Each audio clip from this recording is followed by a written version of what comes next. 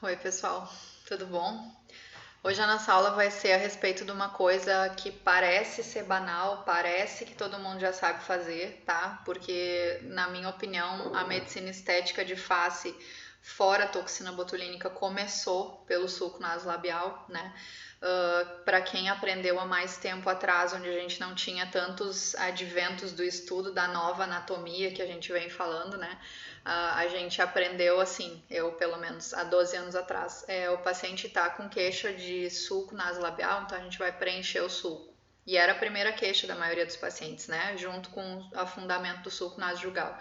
E a gente não tinha esse entendimento de estruturação de face que a gente tem hoje, né? Esses estudos foram vindo depois com muitos colegas anatomistas, André Brás foi um grande contribuinte para essa parte. Eu amo os livros dele, inclusive estão em todas as minhas aulas. O Atlas de Anatomia, ele fala muito a respeito dessa questão da anatomia facial dos coxins de gordura, da importância da estruturação, tá? O Cotofana, a Gabriela Casabona, são pessoas que eu, Arthur Swift, pessoas que eu admiro bastante, que estudam muito essa questão, tá? Então, hoje a gente vai tentar desbanalizar o preenchimento sulco nasolabial, tá?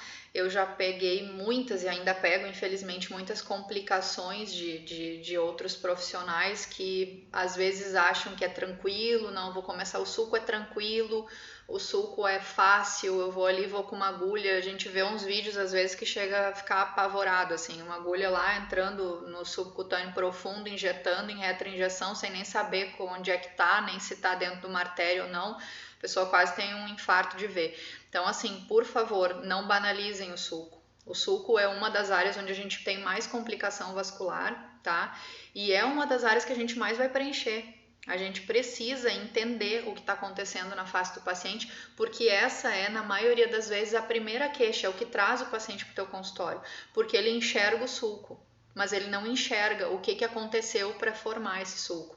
E é vocês que têm que enxergar isso e mostrar para ele, saber o que fazer, e saber onde preencher, e saber se tem que preencher ou se tem que tracionar, e saber se tem que indicar uma cirurgia ou se o caso dele é só para preenchimento mesmo, tá? Então vamos lá. É uma aula um pouco comprida, um pouco extensa, mas é necessário, tá? Então a gente vai começar pela anatomia de fora para dentro, tá? Quando a gente retira a pele, a gente vai ter os coxins de gordura superficiais. A gente vai ter uma aula só sobre isso, então eu não vou falar de todos eles, eu vou falar só dos dessa região que são os que nos interessam, tá? Então aqui no número 3 a gente vai ter o coxim de gordura superficial nasolabial, tá? Aqui nesse nosso número 4 a gente vai ter o coxim de gordura superficial malar medial. No número 5 o malar intermediário, tá? Então nasolabial, malar medial, malar intermediário. E aqui a gente vai ter em toda essa extensão da têmpora até a mandíbula o coxim de gordura superficial temporo-lateral, tá? Por que é importante a gente ter essa noção? Porque na verdade a atrofia, a perda de volume e o fato de alguns desses coxins, como o nasolabial, escorregarem por cima do sulco é que vão nos dar a aparência de afundamento do sulco nasolabial. Tá? Então, na grande maioria dos pacientes, a gente não tem que preencher só o sulco. Na grande maioria, a gente necessita estruturar malar medial, malar lateral e a gente necessita estruturar, nem que seja um pouquinho, o zigoma. Tá? Então, é importante a gente olhar para a face do paciente e enxergar o que está embaixo daquela pele. A gente não tem que enxergar só a pele está envelhecida, a pele está boa, a pele está flácida, não tá. A gente tem que enxergar os coxins de gordura, a musculatura desse paciente, se ele tem uma boa ossatura, se ele tem uma boa dimensão, né, do zigoma para conseguir sustentar essa estrutura média da face, né, esse terço médio da face durante muito tempo, tá? Então tudo isso a gente tem que, se o paciente não tem de nascença, se ele não tem naquele momento, a gente tem que fornecer isso para o paciente para conseguir fazer um verdadeiro rejuvenescimento dessa região, tá? Então, relembrando de novo, voltando para a anatomia, coxim nasolabial superficial, coxim malar medial, coxim malar intermediário, coxim malar temporo-lateral, tá? Então, aqui de novo, malar medial, nasolabial, malar medial, malar intermediário. Aqui. Aqui é só uma foto para a gente ter ideia dos coxins aqui, como é que eles ficam sem nada em cima do nosso osso, tá? Eu acho muito bonita essa foto, na verdade, porque a gente consegue ter ideia do que nos aguarda aqui embaixo, A gente vai falar exaustivamente nessa aula a respeito de vascularização, tá? Eu preciso que quem está começando, porque essa aula é muito mais, na minha opinião, para quem está iniciando nessa área, para quem está aprendendo a enxergar as coisas e para quem está aprendendo a parte técnica para diminuir riscos. Essa aula é muito mais importante para isso. Eu preciso que vocês lembrem que embaixo do que vocês estão fazendo está a artéria facial. Tá? Eu preciso disso, porque se a gente lembrar, a gente vai fazer tudo com mais cautela, a gente vai fazer tudo com mais cuidado no intuito de prevenir problema para o paciente, tá? Então tem que lembrar que abaixo do nosso coxinha aqui, tá? A gente vai ter a artéria facial, que na verdade aqui ela já é chamada de angular, né? E ali no plano dela, se a gente não colocar o preenchimento acima dela, a gente consegue estar no plano da artéria se a gente colocar o preenchimento mais profundo do que ele realmente precisa, tá? Na verdade, o plano correto desse preenchimento é justadérmico, logo abaixo da derme, no subcutâneo superior ao plano da artéria, tá? Então vamos de novo. Aqui uma foto do livro do André Brás, né? Esse Atlas de Anatomia que eu adoro. Aqui a gente sempre tem essa ideia quando a gente estuda no Néter, né, que esses outros livros de anatomia que são desenhos, a gente acha que é tudo separado, mas quando a gente vai fazer a dissecção do cadáver, o coxinho de gordura tá lá inteirinho, tudo junto, tá? Então aqui é o coxinho de gordura superficial da face, né? Então aqui a gente vai ter o naso labial, o malar medial, o malar intermediário e o coxinho temporo-lateral, tá? Aqui, malar medial, coxinho de gordura, malar medial, coxinho de gordura, malar. Tá? Então a gente vai para os coxins profundos. Aqui faltou o sulf, né? Lembrando que na região da pálpebra inferior a gente não tem sulf, o sulf começa abaixo da borda óssea da órbita, né? Ele vai começar mais ou menos 0,5 centímetros abaixo da borda. Então aqui a gente tem sulf medial e sulf lateral, tá? Aqui o nosso coxim profundo malar medial e o nosso coxim profundo malar lateral. Isso aqui está abaixo da musculatura, tá? O sulf fica abaixo do músculo orbicular dos olhos. Por isso que é sulf, tá? Então os coxins profundos, de novo, sulf medial, sulf lateral, malar medial, tá? E o malar lateral, certo? Então, o que a gente tem aqui? Gordura superficial, musculatura, gordura profunda, osso, tá? Aqui a gente tem a nossa gordura superficial, que, de novo, repito, quando a gente olha na dissecção, é isso aqui, ó, que a gente vê. A gente não vê os coxins separados, tá? Então, coxinho superficial naso-labial, coxinho superficial malar medial, malar intermediário, temporo-lateral, tá? Aí a gente retira o coxinho de gordura superficial, a gente vai ter a musculatura. Tá? Então, a musculatura da região que a gente está discutindo hoje é essa daqui, ó, tá? Então, o que a gente tem aqui? A gente vai ter o elevador da asa nasal e do lábio superior, tá? A gente vai ter o músculo elevador do lábio superior. Lá profundo é isso, a gente tem o orbicular da boca e o elevador do ângulo bucal, tá? O músculo levantador do ângulo da boca. Aqui a gente tem o nosso zigomático menor, zigomático maior, tá? O risório nessa região, o depressor do ângulo oral, ou DAO, depressor do ângulo da boca, né? O nosso depressor do lábio inferior e o músculo mentoniano, tá? Só porque já veio na sequência aqui, mas, né, desnecessário. O masseter lá por baixo e o bucinador aqui por baixo também, tá? Então, os músculos que estão na região aqui que nos interessam, elevador da asa nasal e do lábio superior, elevador do lábio superior, zigomático menor, tá? E o elevador do ângulo da boca, tá? A relação, então, que a gente vai ter dos ossos com o envelhecimento. Retira a musculatura, coxins profundos, e depois a gente vai ter a parte óssea, tá? A gordura do sulf, ela é chamada também de gordura pré-zigomática. Vocês vão ver que eu mostrei isso na aula do preenchimento sulco-nasojugal, porque ela fica justamente antes do zigoma. Tá? Então aqui cobrindo essa parte óssea, né, a gente não tem o sulf aqui, repito, isso aqui é pálpebra inferior, o sulf vai começar aqui, ó, logo abaixo do rebordo ósseo da órbita, tá? Então a gente vai ter sulf medial aqui, sulf lateral, né, coxim malar medial, isso profundo falando, tá? E coxim malar lateral, tá? Então, quando a gente retira tudo isso, a gente vai ter o osso, a gente vai ter aquelas depressões normais já da região malar, tá? E a gente vai ter a proeminência malar aqui. Então, aqui a gente tem uma elevação e aqui a gente tem uma depressão, certo? Essa depressão aqui é que favorece o surgimento do sulco, porque o coxim de malar, o coxim de gordura profunda malar medial, é um dos primeiros a iniciar a atrofia com o envelhecimento. Então, quando a gente perde a sustentação profunda dessa região, essa pele fica mais solta, mais frouxa aqui em cima, e aí o coxim nasolabial superficial escorrega por cima do sulco, tá? É por isso que o sulco nasolabial é um dos primeiros sinais de envelhecimento que a gente percebe, porque o coxim profundo malar medial é um dos primeiros que começa a atrofiar, tá? Pacientes jovens que fazem muito exercício, atletas, tem atrofia, tem perda de gordura desses coxins e a gente acaba às vezes precisando preencher essa zona toda do malar aqui e o sulco mais cedo do que o esperado pela questão do turnover deles, tá? Que eles têm muito pouca gordura corporal, inclusive redução de gordura facial, tá? Aqui a gente lembrando o envelhecimento ósseo, né? A gente vai ter um alargamento aqui da fossa nasal, consequentemente a gente tem perda de sustentação na fossa canina. Quando a gente tem perda de sustentação, a gente tem um alargamento da base nasal, o nariz parece mais largo e a ponta começa a cair por absorção aqui da espinha nasal, tá?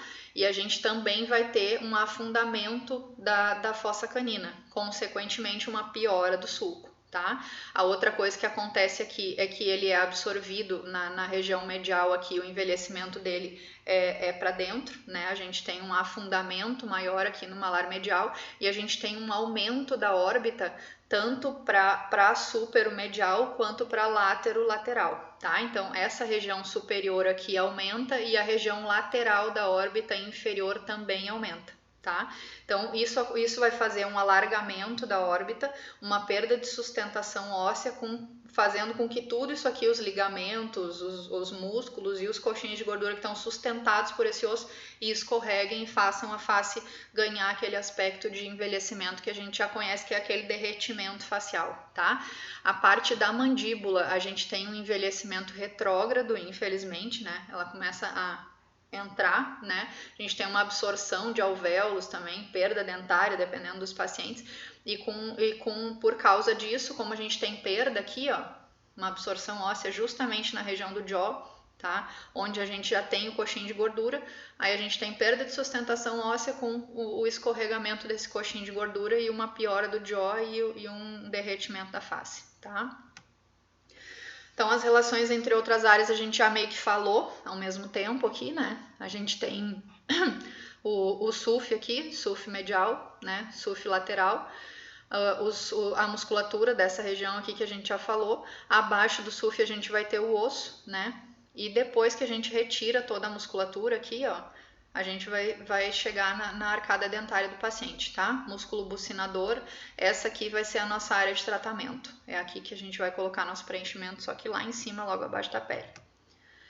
Então, vamos para a vascularização, que na minha opinião é a parte mais importante, tá? A parte do envelhecimento é importante vocês entenderem para saber o que oferecer para o paciente, tá? Mas isso vocês estão enxergando.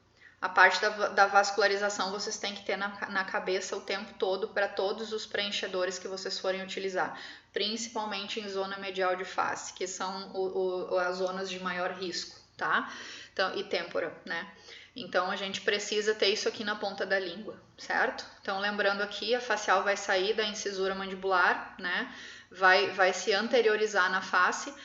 Aqui abaixo ela vai dar a submentual, né, a submentoniana, a artéria, que geralmente vai se anteriorizar aqui no mento já. Às vezes ela vem aqui na borda da mandíbula, né, já vem pela frente, mas na maioria das vezes ela corre por baixo e anterioriza aqui, tá? Aqui a gente tem a artéria mentual. Então, continuando para a facial aqui, a gente ela pode fazer dois ramos distintos, labial inferior e labial superior, ou ela pode sair mais ou menos do mesmo tronco aqui, logo acima da comissura, dando a labial superior e a labial inferior, tá? Depois que ela dá labial superior, ela vai se transformar em artéria angular. A gente vai mudar o nome dela, tá? Aqui ela vai dar ramos para asa nasal, né? Da artéria superior aqui a gente tem os ramos columelares, mas às vezes também pode sair daqui os ramos para columela, por isso que às vezes a gente pode ver lesões isquêmicas de lábio superior, onde o preenchimento foi no lábio, fazerem necrose de columela, tá? Porque são ramos dessa artéria.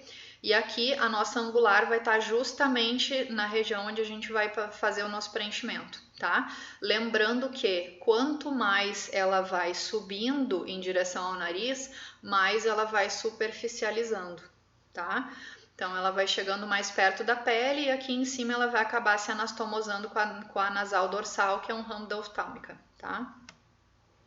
Vai dar a nasal lateral, óbvio, antes, tá?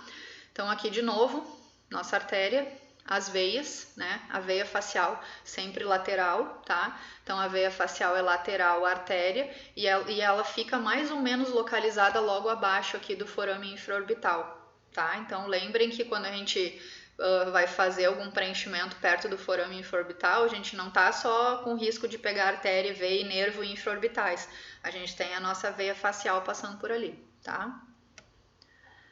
Então, aqui só para a gente ver uma dissecção anatômica, esse aqui do livro do André também, que eu acho muito bonito. Ó, então a nossa facial tá aqui, labial superior, tá? Dando ramos para columelar aqui, das columelares, e aqui tá a nossa angular, tá?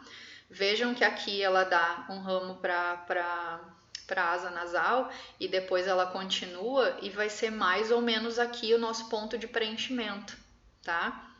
Eu não tenho coragem de botar agulha ali. Depois eu vou explicar para vocês como é que a gente pode fazer.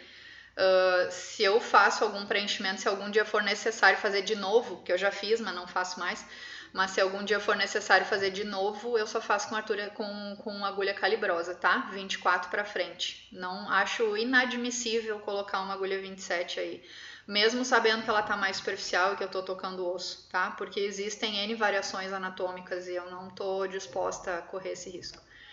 Então aqui de novo, tá? Essa peça tá maravilhosa também, muito bonita, ó. A gente tem a artéria facial aqui do livro do André também, tá? Aqui a gente vai ter a labial inferior, né? Labial superior aqui, tá? E aqui ela vai continuar como angular. Nessa peça especificamente, eu não sei se eles chegaram a tracionar, né, para cá o vaso, mas ela não me parecia estar no leito do sulco nasolabial, tá? Tem um estudo bem grande que eu citei até na nossa aula de preenchimento do sulco, na nossa aula prática, que em torno de 22% ela cruza de lateral para medial ou de medial para lateral o sulco, né? Em torno de 42, 43, eu não estou exatamente lembrada agora, por cento ela tá um pouco lateral ao sulco e no restante ela tá medial ao sulco, tá? Então ela nem sempre tá exatamente dentro do sulco, mas ela pode estar. E a gente tem que fazer o nosso preenchimento pensando que ela tá ali. Porque se a gente pensar que ela tá ali, a gente nunca vai pegar. Se a gente tomar todos os cuidados, usar uma cânula calibrosa, ou procurar o plano correto, a gente nunca vai se incomodar, tá? Então tem que lembrar que existe sim a possibilidade dela estar exatamente deitada acima, abaixo do nosso preenchedor, tá? Aqui de novo, essa foto também é do livro do André, eu achei bem legal que ele marcou justamente o ponto onde a gente deveria preencher. E aí aqui a gente tem um ramo dela entrando na asa nasal, né, o ramo nasal da asa nasal inferior, e ela continuando aqui para depois dar a nasal lateral, né? E justamente aqui nesse triângulo que a gente está arriscando botar um pouquinho para baixo, pegar aqui, botar um pouquinho para lateral e já pegar a própria angular, a gente está arriscando fazer o nosso preenchimento intraarterial. Então, se for utilizar agulha aqui nessa região, eu sempre utilizo cânula justa óssea, mas se for utilizar agulha, tocar no osso, tá? Usar ela com canhão vazio, colocar ela vazia, troquem a agulha na hora, porque se tu perfurar alguma veia ali, alguma artéria, algum vaso mais calibroso e a agulha for calibrosa, geralmente já reflui para o canhão quando ele está vazio, então a gente prefere utilizar ele vazio para isso, tá? E aí aspirem ali por 10 segundos para depois injetar, injetem lentamente, tá? De novo, vascularização, né? Nossa artéria, fazendo anastomose lá em cima com a dorsal nasal, tá? Que tá aqui, ó, certo? de novo, essa peça é maravilhosa também, tá muito bonita, ó. Saindo aqui de baixo, na incisura mandibular, artéria facial, labial inferior, tá? Continua aqui, labial superior, vai virar angular, vai dar a nasal dorsal, desculpa, nasal lateral aqui em cima, e justamente aqui, ó, vocês vejam como ela é tortuosa, tá? Então ela não é uma linha reta. Ela pode estar aqui cruzando para cá, ela pode estar aqui cruzando para cá, a gente não sabe. Então a gente tem que trabalhar com a possibilidade de que ela tá o tempo todo no nosso plano, tá? No nosso plano não, na zona que a gente está tratando. E a gente tem que estar acima dela sempre, tá? Aqui de novo, ó, ela tá lateral ao sulco. Se a gente fosse preencher o nosso sulco, estaria aqui, ó, tá? Ela tá aqui em cima, lateral ao sulco. Isso é importante vocês perceberem também, como em grande parte ela tá lateral, que a gente sempre faz bastante preenchimento aqui, não aqui, tá? Exatamente acima do sulco, não, tá? Mas a gente faz muito preenchimento logo acima do coxim nasolabial superficial, que é onde inicia o nosso afundamento. Vocês vão ver muito isso nas aulas práticas. Aquelas pacientes mais emagrecidas, a gente consegue perceber bem bonitinho, assim, parece uma almofadinha caindo aqui e aqui a gente tem um afundamento, tá? Então, ali a gente já está no leito da veia facial também, além de estar com infraorbital na nossa mesma região. Mas é importante vocês lembrarem que a gente também pode ter uma artéria facial aqui, tá? Dependendo do tamanho da face do paciente, dependendo do quanto ela for fazer algum trajeto mais tortuoso, e a gente pode ter ramos dela, inclusive, tá? Então, aqui de novo, artéria facial, né? Olha como ela é tortuosa. Ela nunca é retinha, tá? Aqui vai subindo para lá, a gente não consegue mais enxergar nessa peça de dissecção, tá?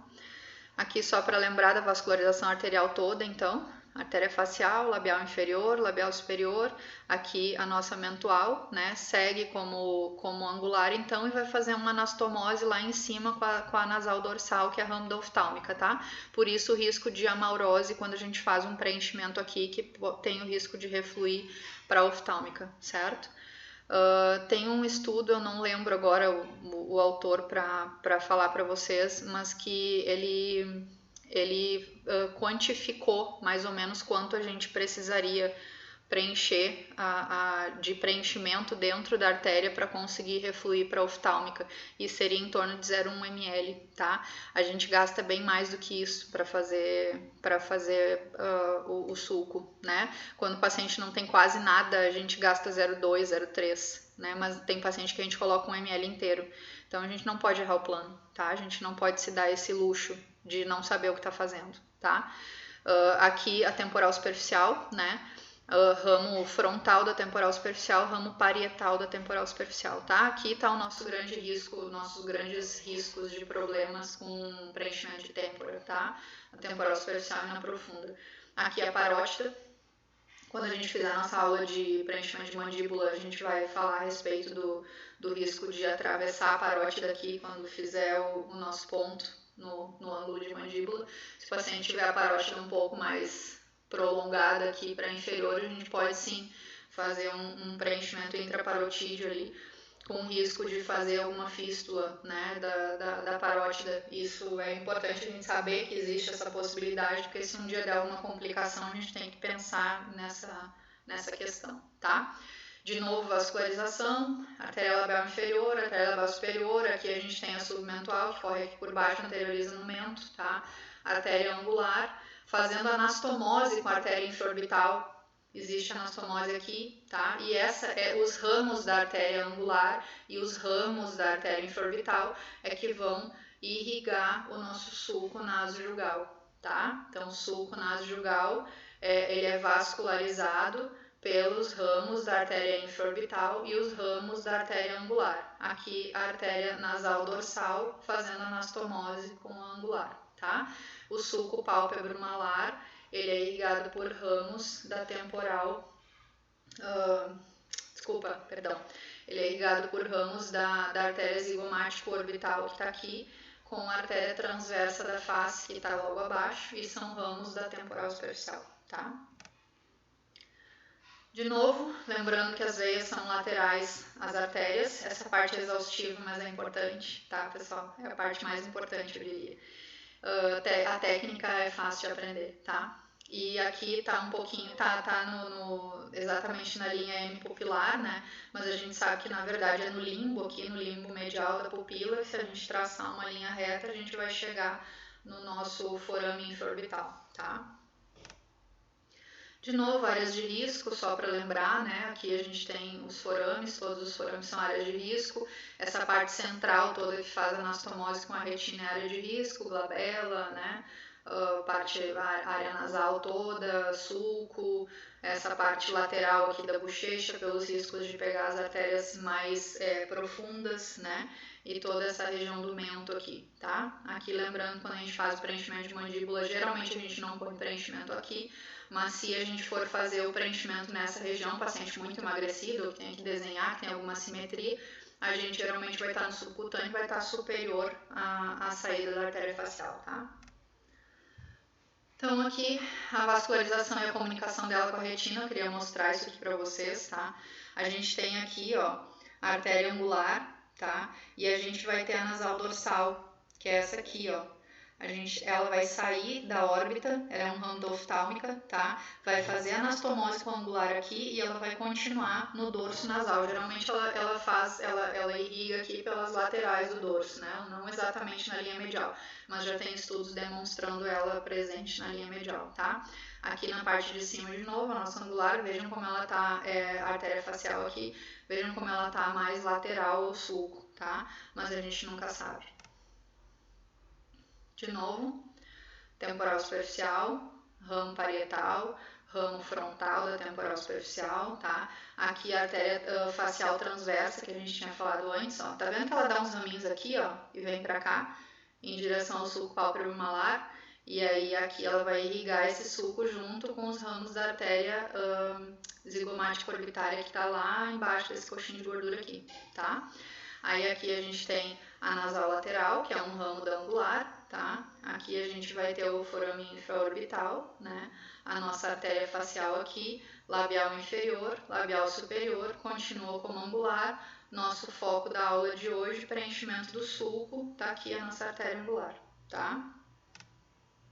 Então vamos lá. Acabou a anatomia, né? Vamos para a parte técnica dos preenchedores. O que a gente pode usar quando a gente faz preenchimento no sulco nasolabial?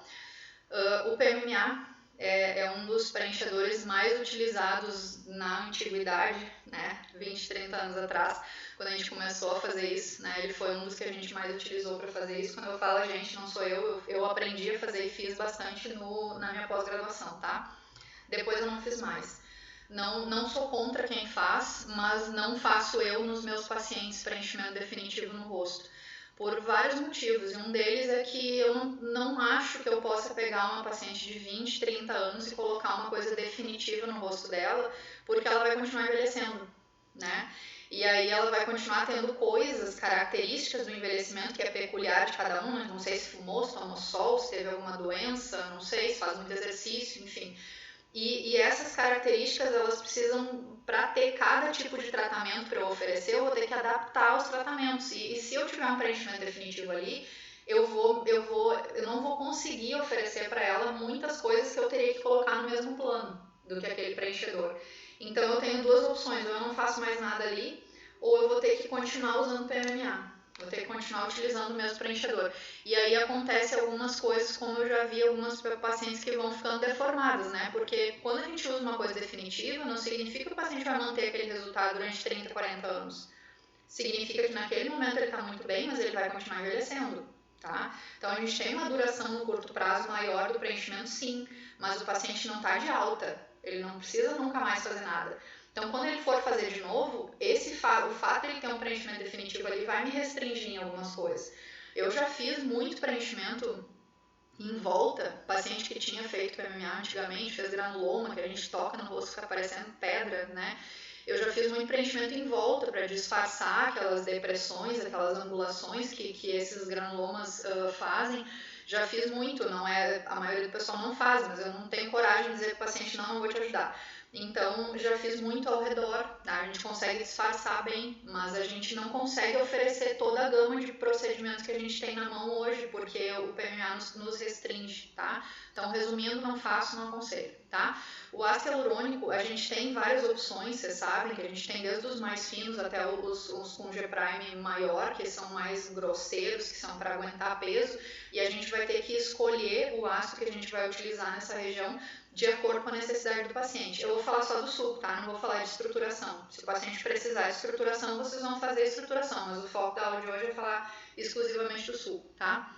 Então, a gente pode utilizar ácidos hialurônicos aqui de acordo com a necessidade do paciente. Na maioria das vezes, se o paciente tem um afundamento, eu utilizo um de médio para alto G', mas na maioria das vezes médio G', tá? Por quê? Porque eu sei que esse preenchimento precisa ser posto justadérmico. Ele tem que ser posto no subcutâneo, mas logo abaixo da derme, por questões de segurança e para eu também conseguir realmente dar uma sustentação. Tá? Se eu coloco ele muito profundo, ele meio que se perde na gordura, ele continua lá dentro, ele não faz um efeito muito grande, eu preciso gastar uma quantidade muito maior de preenchedor.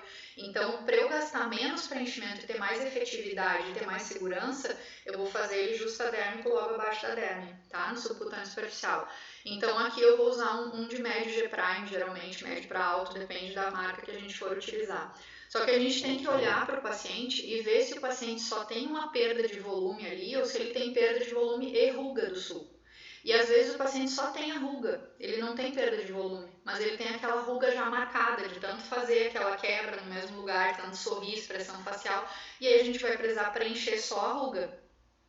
Quando a gente precisa fazer sulco e ruga, a gente vai fazer como se fosse um sanduíche, vai botar o preenchedor volumizador mais embaixo, né? Como eu falei, no subcutâneo superficial, e a gente vai fazer o preenchimento mais fininho, mais fluido, com um G' bem menor, menos reticulado, bem na superfície intradérmico daí, pra gente conseguir tirar aquela quebradinha da ruga. Tá? Então a gente pode fazer esse sanduíche. Se a gente quiser, se a gente necessitar desse sanduíche, a gente também pode pôr lá embaixo um Elancê, um Radiesse, né, uma hidroxiapatita de cálcio, e daí na parte de cima fazer a ruga com ácido hialurônico, tá? Então a parte do subcutâneo a gente tem 3 opções: hidroxiapatita de cálcio, policaprolactona, que é o Elancê, e o ácido hialurônico. Tá? E hoje a gente tem uma quarta opção que é o Harmonica, que é a mistura do ácido hialurônico com hidroxiapatita, mas que ainda é a mesma coisa. Estou falando das opções de medicações que a gente tem. Então, hidroxiapatita, ácido hialurônico e o Elancê, tá? Isso para fazer a estruturação. Para fazer a quebra da ruga, só ácido hialurônico, porque intradérmico só ele pode ser utilizado, tá? Então, aqui a gente já falou. Quando eu aprendi a fazer também, faz tanto tempo que a gente ainda botava placa de silicone. Eu aprendi a fazer 2 coisas aqui no sul que eu nunca mais vi ninguém falar.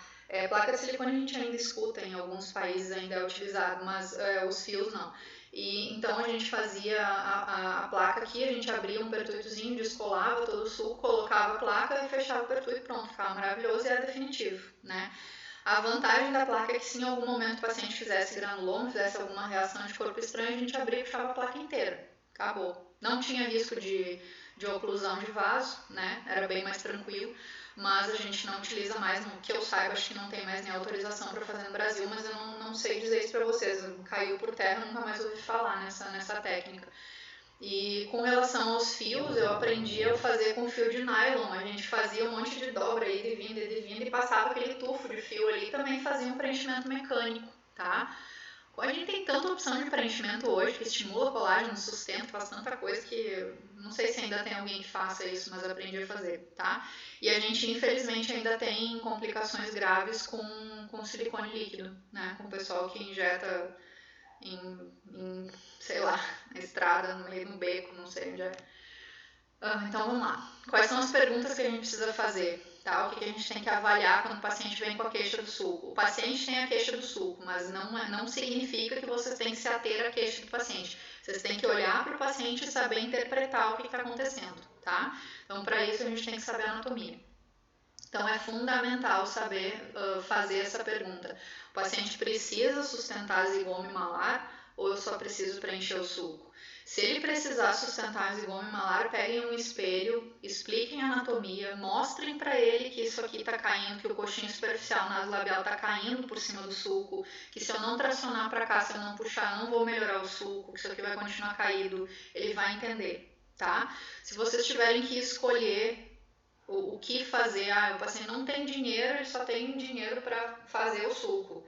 Dividam, botem um pouquinho, nem que seja pontos de sustentação, alguma coisa que vai fazer uma tração leve, que vai dar uma sustentação para vocês terem um ganho de resultado, tá? Então, sempre façam essa pergunta se tem que sustentar zigoma e malar também. Tem que avaliar a idade do paciente, porque depois dos 30, 35 começa sim a atrofia dos coxins e a gente já tem, na maioria das vezes, que fazer algum tipo de sustentação, tá? Avaliar a sustentação óssea. Às vezes o paciente é jovem, mas não tem um bom ângulo bizigomático, tá? Não tem uma abertura boa de zigoma, né? Do mesmo jeito que o paciente pode ser jovem e não ter quase nada de ângulo mandibular, não ter uma boa abertura de ângulo bigonial. E aí, às vezes, a gente precisa alargar o ângulo de mandíbula para dar uma sustentação para o terço inferior, tá? Quando eu falo em alargar, não estou falando fazer uma grande diferença, eu estou falando para dar sustentação para aquela face, tá? Então, é importante vocês verem se ele está necessitando de sustentação na região do zigoma, se ele está necessitando aumentar aqui a angulação bizigomática para conseguir sustentar todo esse terço médio, tá? Então, avaliem sempre se ele tem osso suficiente, independente da idade. Não interessa se o paciente é jovem ou não. Tem gente que nasce com a face já muito estreita. Paciente que é respirador bucal, paciente que teve asma a vida toda, que teve adenoide, hipertrofia de amígdala. Esses pacientes passam a vida toda assim, ó. Eles não têm a oposição da língua no palato duro, tá? E esse palato vai ficar em ogiva. Esse palato vai crescer assim. Esse palato não vai fazer a expansão, tá? Não vai conseguir fazer uma abertura e um bom crescimento dos seios da face e da região malar medial. Esse paciente vai ter a face estreita e comprida. A gente chama de perfil dólico facial. Esse paciente precisa fazer um alargamento do terço médio para conseguir deixar mais harmônica a face dele, para dar mais sustentação. Isso se ele não for cirúrgico, óbvio, tá? Se ele não tiver indicação de ortognática, estou falando de estética aqui. Ele precisa fazer uma harmonização nessa região aqui para tentar equilibrar, né, o formato da face. Do mesmo jeito aquele paciente braquiocefálico, que tem a face bem curtinha, que o mento é curto, apesar de ele ter uma boa largura de face. A gente vai ter que alongar um pouco essa face, aumentar um pouquinho o queixo dele, deixar o rosto mais triangular, às vezes aumentar um pouquinho o ângulo de mandíbula, mas na maioria das vezes o que falta aqui é a altura de face e a gente tem que mexer no mento mesmo, tá? Isso, repito, se não for indicação cirúrgica de ortognática. Sejam honestos com os pacientes, tá? Se vocês disserem que ele precisa de cirurgia, mas ele não quer ter uma boa mordida, o dentista não indicou, aí beleza, a gente trata só a estética, tá? Uma outra coisa que a gente consegue perceber, essa questão de atrofia malar também, é quando o paciente tem esclero show, tá? O paciente tem uma atrofia dessa região e aí, com um pouco crescimento malar, ele acaba mostrando a esclera. Então, é aquele paciente que às vezes parece que ele tem o olho um pouco saltado, mas na verdade não está saltado. Se for saltado, lembrem de hipotireoidismo, de hiper, tá? Desculpa. Então, lembrando sempre que isso aqui, que esse esclero show, pode ser sim um sinal de atrofia malar, um sinal de respirador bucal. A maioria das vezes a gente vai perguntar para esse paciente se ele teve alergia a vida toda, teve rinite, teve asma, teve tudo, tá? Avaliar sobrepeso. Não adianta a gente pegar um paciente que está acima do peso, a gordura está caindo por cima do suco, a gente preencher o suco. Às vezes é melhor a gente mandar ele perder um pouco de peso, também sustentar zigom para tentar tracionar isso aqui mais e fazer tração também dessas bolsas, tá? Avaliar os coxins de gordura, a gente já está falando sobre isso, né? Avaliar a flacidez, tá? Peguem na pele do paciente. Não adianta tu ter uma coisinha flácida aqui, uma bolsinha caindo por cima do suco, querer preencher o suco. Vamos planejar daí o tratamento, vamos fazer sustentação de malária de zigoma, vamos preencher o suco também, que é o que está incomodando o paciente. Não adianta ele vir com uma queixa também de fazer outra coisa aqui, não, acho que a tua têmpora está afundada. Resolve a queixa do paciente também, tá? Da maneira que é possível, óbvio. E planeja uma tração se ele tiver flacidez, planeja um bioestímulo, planeja alguma coisa para melhorar a qualidade daquela pele, tá? Porque tem paciente que tem a face bastante emagrecida e o suco está sendo formado pela flacidez. Se a gente não tratar a flacidez, ele não vai ficar satisfeito, ele não vai realmente rejuvenescer, tá? Avaliar a necessidade de cirurgia. A gente vê cada coisa de preencher suco com um paciente totalmente desestruturado, um excesso de pele gigante, né? Então, se o paciente for se beneficiar mais da cirurgia, pelo menos perguntem se ele cogita isso, se ele quer fazer isso, e se ele quiser, sejam honestos, tu vai ganhar mais dinheiro com isso, né? Eu falo às vezes para os meus pacientes, olha, se tu fizer uma cirurgia agora, a cirurgia não melhora a qualidade da pele, tá? Se o profissional que for fazer o cirurgião plástico não fizer também enxerto de gordura, ele também não vai estruturar a face do paciente. Então a cirurgia, na maioria das vezes, ela reposiciona o tecido e ela tira o excesso de pele, mas ela não melhora a qualidade da pele. A não ser que o profissional já faça lá nanofet, já faça alguma outra coisa, faça um laser de CO2 no final do lifting, tem muito colega que faz isso. E aí a gente já faz as duas coisas. Mas se não, o paciente vai para a cirurgia e volta para a gente depois, para melhorar essa qualidade da pele, para reestruturar o que estiver faltando, tá? Mas eu sempre falo isso pro paciente, pode fazer tudo o que tu quiser comigo.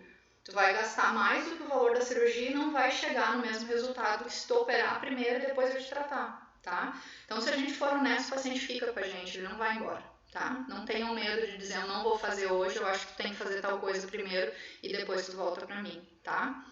Cogitar, então, associar os tratamentos.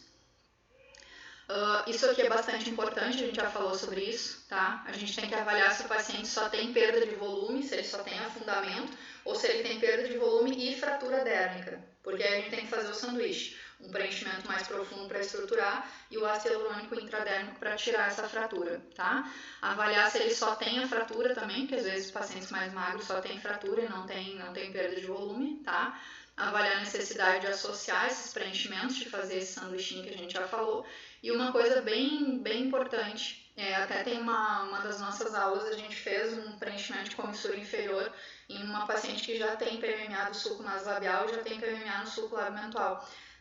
Eu coloquei um Belotero Balance bem superficial na comissura para a gente elevar um pouco o canto da boca, acima do PMMA, tá? Então o PMMA está aqui, tá no subcutâneo profundo, a gente colocou o preenchimento menos reticulado acima dele, mais superficial, justa dérmico, tá? A gente pode fazer isso sim, sem nenhum problema, tá? Só tem que conhecer os planos e conhecer o material que a gente vai utilizar. Então a nossa técnica vai ser feita com cânula. Não ensino, não aconselho, acho que não tem mais que se usar agulha hoje, 2020, tá? Eu utilizo sempre cânula 22, acho um crime utilizar uma cânula 25 no sulco, é uma cânula que pode imitar uma agulha, ela pode sim canular o vaso, tá? E a gente pode fazer um preenchimento intraarterial aqui. Então, a gente sempre vai descolar o sulco, vocês vão ver nas aulas práticas também. Eu sempre vou e volto com a cânula umas 2, 3 vezes, 4 vezes, quantas vezes eu achar que for necessário para descolar bem. Eu vou colocar só o bisel no final do sulco, da agulha 22, e vou entrar com a cânula em 45 graus, justa a derme, e vou descolar essa derme do subcutâneo, tá? Eu vou deixar tudo isso livre. A parte boa disso é que se eu tirar também, tiver um sangramento importante, ou se eu lesionar um vaso importante, a gente já vai fazer um hematoma, um sangramento maior imediatamente. Vocês vão ver que nesse plano não tem vaso importante. Então, quando sangra, sangra um pouquinho, sangra só o pertuito. Se vocês estiverem no plano correto, não vai acontecer um sangramento importante, não vai acontecer um hematoma, tá? Então, a gente vai fazer esse descolamento ali umas 2, 3 vezes, e aí depois a gente vai fazer a injeção. Eu faço retroinjeção de microbolos, eu vou fazendo pequenos bolos e vou puxando a cânula, pequenos bolos e vou puxando a cânula. E depois eu acomodo esse produto com a pressão do dedo, tá? Então, a gente vai fazer o túnel, como eu falei, né? A gente vai já avaliar a possível lesão vascular e vai soltar as traves de fibrose do sulco. Vamos fazer o pertuito com a agulha antes, tá? Aqui no início do sulco. Quando eu vou preencher o sulco e a comissura, eu faço um pertuito só, que depois eu giro com a agulha para cá e já preencho a comissura labial inferior, tá? Então vamos descolar o sulco e depois aplicar o produto em retroinjeção. E a gente pode fazer um pertuito lateral ao sulco, que é esse aqui, ó, e fazer o preenchimento em trave, tá? Como a nossa artéria tá assim, se a gente tiver perpendicular à artéria, a gente tem um risco muito menor, praticamente zero, de lesão com cânula, porque se a cânula tocar, ela vai ou ir por cima ou por baixo, ela não vai perfurar a artéria, tá? Assim a gente aprendeu a fazer lancê no começo, quando ele chegou no Brasil. Eu não te confesso para vocês que eu acho que eu fiz umas 2 vezes assim, depois eu fiz ele nesse sentido mesmo. Mas às vezes o paciente tem um sulco tão profundo e tão pesado, uma face tão grossa, uma derme tão grossa, que às vezes eu associo. Eu faço o preenchimento nesse sentido aqui, ó, tá? Paralelo ao sulco, e depois eu venho e faço pequenas travezinhas aqui de 0,1 em retroinjeção, deixando uns palitinhos assim, ó, tá? Esses palitos, eles vão cortar, vão pegar o suco de lado a lado, assim, para fazer como se fosse uma esticada ali daquele suco, uma estruturação melhor do suco. Então a gente também pode associar isso, tá? Se a gente perceber que o paciente tem uma derme mais grossa, uma face mais pesada, mais difícil de preencher e de dar resultado, tá? Então a gente pode associar as técnicas, ou se a gente tiver com medo, ou achar que putz, estou na dúvida, não sei se eu, né, tá começando, né, tá meio assim, pode fazer isso, tá? Tem um preenchimento que não tem antídoto, que nem eu lancei, por isso que eles preferiram essa técnica no começo. A gente entra por aqui e vai fazendo pequenas traves perpendiculares ao sulco. Eu botei 3 aqui, mas pode fazer mais, tá? Então, agulha ou cânula, eu uso cânula sempre, tá? 22, não uso cânula mais fina do que essa, 20, 22, tá? Mas a maioria das vezes 22. Preenchimento dérmico, então, no subcutâneo. O dérmico é quando for ruga, tá? E a gente vai fazer intradérmico, mas o preenchimento de volumização ele é feito no subcutâneo superficial, tá? Pode preencher com cânula em retroinjeção ou fazer as traves perpendiculares ou os dois, como a gente acabou de falar, tá? A agulha 24, 23 ou 22 para fossa canina, eu acho um absurdo fazer com a agulha 27, que nem às vezes fazem na fossa canina. Eu não faço, não aconselho. Tem vários estudos mostrando que a pessoa pode ficar mais de 1 minuto assim, aspirando com a agulha 27 dentro de um pote, de um copo com sangue, não vem sangue, tá? Então a gente pode sim estar dentro do vaso, estar aspirando e ainda injetar intravascular e não refluir, tá? Pode. Então, já que pode, eu prefiro não correr o risco. Então, se eu for um dia fazer agulha na fossa canina, é 24, 23 ou 22, tá? Mas eu não uso, só uso cânula, certo? A agulha 27 é o que eu utilizo para fazer a ruga, a fratura dérmica em pequenos bolos. Mesmo assim, eu não faço retroinjeção. Eu faço intradérmico em pequenos bolos, vou fazendo um colarzinho assim que vai preenchendo toda essa região, tá? Lembrar então da fossa canina, se a gente tiver um alargamento da base nasal, um envelhecimento maior ósseo da face, a gente tiver um afundamento aqui, lembrar que é importante esse ponto para a estruturação da face como um todo, para a elevação da asa nasal também, para a estruturação desse terço aqui dessa região nasal, tá? E para o rejuvenescimento do paciente. Se a gente der uma sustentação aqui, a gente consegue melhorar a terço médio, consegue melhorar a estruturação do sulco, tá? E mantém o resultado do sulco por mais tempo também. Então é importante a gente lembrar de preencher a fossa canina. Para quem for preencher com agulha, tá? Sempre canhão vazio, como a gente já tinha falado, aspira por 7 a 10 segundos e vai injetar lentamente, certo? Se for cânula, a gente vai direcionar para o osso, vai raspar o osso, tá? Eu gosto de entrar por lateral, porque aí eu já entro também perpendicular à artéria. Não gosto de entrar aqui, tá? Então a gente entra aqui, raspa o osso, chega no osso, toca o osso e aí a gente injeta lentamente cânula 22, tá? Lembrar que a facial se superficializa aqui nessa região para começar a dar as artérias nasais, tá? Então, mais ou menos na região do sulco, ela vai estar a 0,4 centímetros, 4 milímetros da pele, tá? Então, por isso que o nosso preenchimento tem que ser justadérmico também. As indicações, então, do preenchimento sulco é perda de volume ou ruga na região do sulco, ou os dois, né? As contraindicações, lesões no local, contraindicação de qualquer preenchimento, gestação, contraindicação de qualquer preenchimento, doença do colágeno é uma contraindicação relativa, a gente só não faz quando o paciente está com a doença descompensada, se ele está compensado, está tratado, está tudo certo, não vejo nenhum problema. PMMA definitivo, né? PMMA é sempre definitivo, perdão.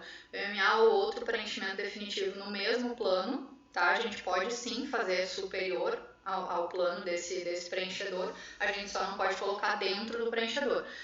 Qual é o risco se a gente colocar? Teoricamente, a gente vai romper essa cápsula, né? Que todo preenchimento definitivo, vamos falar só de PMMA, que é o que a gente mais vai pegar, ele vai formar uma cápsula ao redor que vai isolar esse preenchedor.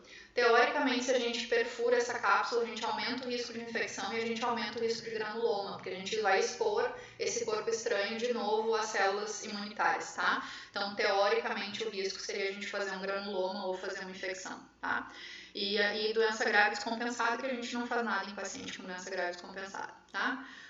As complicações, né, e o tratamento de cada uma delas, edema persistente. O edema persistente, na maioria das vezes, se deve ou por a gente escolher um preenchimento errado, para o plano errado, onde a gente mais consegue ver isso é preenchimento de sulco nasojugal, preenchimento de olheira, tá? Mas em grande parte das vezes ele está associado sim a biofilme, tá? Então é importante a gente lembrar disso. O edema persistente a gente trata com corticoide via oral e com antibiótico se necessário. Se mantiver o edema, aconselho fazer cultura, né, de material, hemocultura, para ver se tem algum agente infeccioso ali que a gente não esteja tratando adequadamente. E se nada disso funcionar, retirada do preenchedor, tá? Se o paciente tiver feito ácido hialurônico retirado com hialuronidase, se for algum outro preenchedor, tiver um nódulo local ali, a gente pode retirar cirurgicamente, tá? Alergia, né, é uma possibilidade. Isso, na maioria das vezes, os preenchedores que a gente usa hoje, se a gente usar boas marcas, eles têm um risco muito pequeno de alergia, mas existe. Se for alergia imediata, a gente tem que saber tratar, né? Se for choque anafilático, mas aí já é outro papo. Mas se for uma alergia depois, geralmente corticoide antistamínico e o paciente melhora em seguida. A infecção a gente vai tratar com antibiótico, tá? As complicações, eu esqueci de colocar aqui, perdão, foi uma falha importante minha, assim. A gente tem duas possibilidades de nódulos, tá? A gente tem os nódulos quentes, que a gente chama, que são os nódulos infecciosos, que deveria estar aqui associada a essa infecção, e a gente vai tratar com antibiótico. Se tiver ácido hialurônico e hialuronidase, quanto mais a gente tirar esse preenchedor, diluir, melhor, né? E se não resolver com os antibióticos e corticoides injetáveis, que também são uma possibilidade de associar ali, ou com ele para tentar diminuir a reação inflamatória local, a gente pode retirar cirurgicamente, tá? E os nódulos frios, na maioria das vezes, eles se dão por erro de técnica mesmo, tá? Um acúmulo de produto local, a gente fazer um bolos ali, numa região que não era para ser bolos, que tinha que ter acomodado melhor. Aí a gente tem duas opções, ou a gente pode fazer pertuitos com agulha mais calibrosa, tentar apertar e retirar esse preenchedor, tá? Se for ácido hialurônico, a gente pode diluir com hialuronidase, e se for um nódulozinho de Radiesse, de Sculptra, né, de algum outro preenchedor, a gente pode injetar soro fisiológico dentro dele e massagear, tá? Se nada disso, resolve cirurgia, tá? É sempre uma possibilidade que a gente tem que lembrar. As complicações mais graves, então, a gente pode ter lesão vascular ou por compressão ou por injeção da medicação dentro do vaso. É por isso que eu hoje só faço nariz com ácido hialurônico, já fiz muito nariz com Radiesse, tá? Não faço mais, porque a gente começa, quanto mais a gente estuda, mais medo a gente tem, um medo bom, né? Aquele medo de não querer oferecer risco para o paciente e não querer trazer problema para a gente também, tá? Então, a gente tem que sempre tentar trabalhar com o máximo de segurança possível. Então, se acontecer lesão vascular com ácido hialurônico, por isso que ele é o mais utilizado, a gente ainda tem um antídoto, a gente tem a hialuronidase, tá? Mas com as outras medicações a gente não tem. Tem estudos demonstrando injeção de soro físio, massagem, mas vocês acham que se a gente injetar 0,2 ml, 0,3 ml, 0,1 ml dentro de uma artéria, dentro da artéria angular, com Radiesse ou com Elancê, e a gente massagear com soro físio vai resolver? Não vai, tá? Então, o que mais resolve é prevenção. É profilaxia de incomodação, profilaxia de problema, profilaxia de trazer mal para o seu paciente. A gente está aqui para deixar todo mundo mais bonito, mais feliz, ou no mínimo não fazer nada de errado, tá? A gente não está aqui para prejudicar ninguém. Então, os riscos graves de complicação grave, lesão vascular por compressão ou por injeção intravascular, no caso de ácido hialurônico, a gente trata com hialuronidase, tá? A gente também usa, a gente vai ter uma aula só sobre isso, a gente também pode usar vasodilatadores, né, calor local, tudo com o objetivo de fazer uma vasodilatação e melhorar o fluxo de novo, tá? E a retirada do preenchedor imediata, se não for ácido hialurônico, também pode ser utilizado, pensar em retirada cirúrgica, tá? Abertura e drenagem do vaso, tá? Isso em caso extremo. Necrose, né, se a gente não conseguir reverter essa lesão vascular, e cegueira se houver refluxo para a artéria oftálmica. Lembrar sempre, preenchimento de sulco associado à flacidez ou face mais gordinha, que o paciente já tem uma queda importante, os fios são uma excelente opção para associação de tratamento, tá? Saibam fazer o maior número de fios possíveis, sabe? Aprendam todas as técnicas que vocês puderem, escolham uma que vocês sejam muito bons, foquem naquela dali, e vocês têm que saber fazer fio de tração. tem que saber, tá? E não é só fazer, obviamente, eu sou muito bom em silhuete, então eu vou indicar silhuete para todo mundo. Não, tá? Cada fio tem as suas indicações. Ele não vai pegar um paciente com uma face pesada e indicar silhuete. Não é a indicação desse fio, tá? Do mesmo jeito, eu não vou pegar um paciente jovem com uma ptose leve, tá recém começando a fazer uma flacidez, vou fazer um ancorage no paciente. Não vou fazer, tá? Então, aprendam a fazer fios, dominem várias técnicas, sejam muito bons em uma que outra, que vocês consigam, não, para todos assim eu faço esse, mas estejam abertos a aprender, mas foquem em uma de tração para tal nível de flacidez, outra para tal nível e sejam muito bons naquela. Tá? Não adianta também querer saber fazer todos os fios e ser muito bom em todos, porque a gente não consegue, a gente não tem oportunidade, porque só se a gente fizer só fio o dia todo, aí beleza, porque cada dia tem um diferente, né? Sendo que uns não vale nem a pena a gente experimentar, porque a gente já sabe que não vale a pena, tá? Então vamos lá. Lembrem sempre de fazer associação com fio ou com outros tratamentos. Lembrem de ultrassom microfocado, lembrem de fazer radiofrequência, lembrem de fazer todas as outras coisas que a gente pode fazer para fazer melhora dessa flacidez, bioestímulo com Elancê, Radiesse, Sculptra, o que vocês tiverem na mão, tá?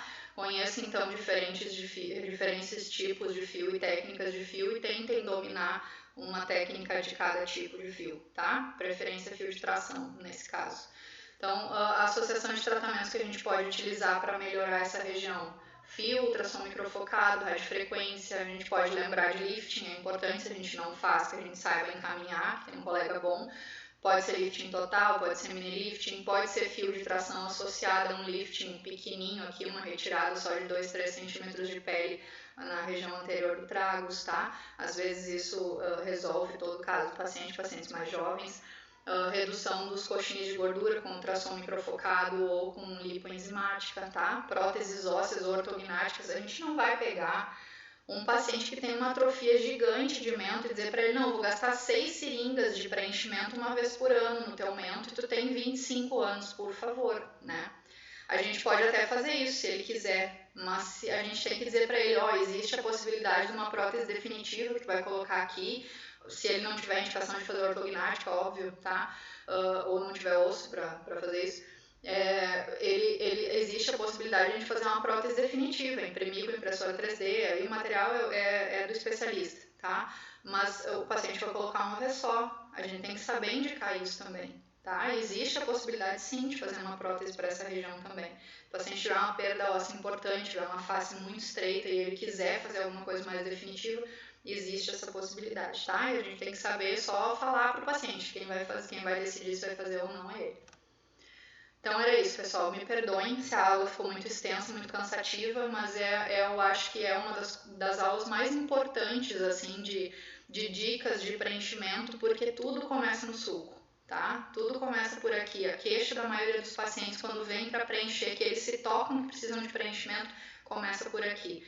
E aí a queixa está aqui, mas o problema está aqui na maioria das vezes. Você tem que saber diagnosticar, tá? Muito obrigada.